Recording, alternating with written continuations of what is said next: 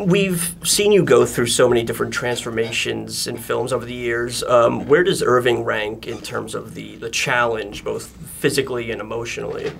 He was a good challenge, but the thing is that once I see what a character should be, it doesn't feel like a challenge anymore. It feels like a necessity. You know what I mean? I start to go, I can't do it unless that's how I play it. And that's what happened with me after I've read the original script, which David altered page 1. But it was a historical drama, and I had this picture in my head of what I imagined Mel Weinberg, who Irv is very loosely based upon. And then I saw a picture of Mel, and I went, that's him? I thought he was going to be this slick operator, this smooth guy, and he wasn't at all. He's got this comb over, he's got this belly, he's got this rolling kind of momentum to him, and I just said, that's perfect, I love that. That's what I'm going to do.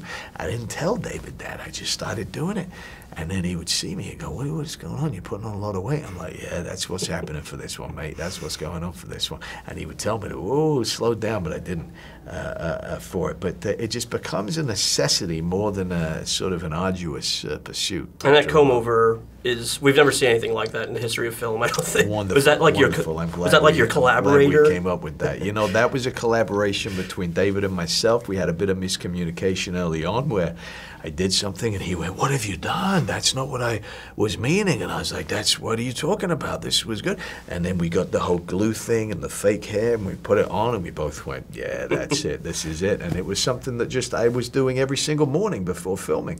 And we didn't have plans to put that on film, but we realized that we would get people actually pulling up chairs in the trailer just to watch it happen. And so we went, well, if they're doing that, maybe it could be interesting for the actual film. So I said, let's do it. Let's do it. Let's show them getting ready. I'll do it myself instead. And I'm glad you enjoyed it. It's a movie where everybody just seems so cranked up. A lot of emotion, a lot of intensity. Can you talk a little bit about the atmosphere of a set where it just seems like everybody's fired up? Yeah, you said it. A lot of emotion, a lot of intensity on the set. A lot of wonderful chaos. I like that chaos. I think it helps with the creativity. Too much order inhibits you. You feel like you're achieving something and can get a tick rather than just sort of, hey, anything goes. Just give it a shot. Let's see what happens. And I love that see what happens mentality, and we definitely have that with David. And what was it like working with him a second time? Was the collaboration the same as it was on The Fighter? No, it was very different. No, it was very different. Different characters, different times of our lives.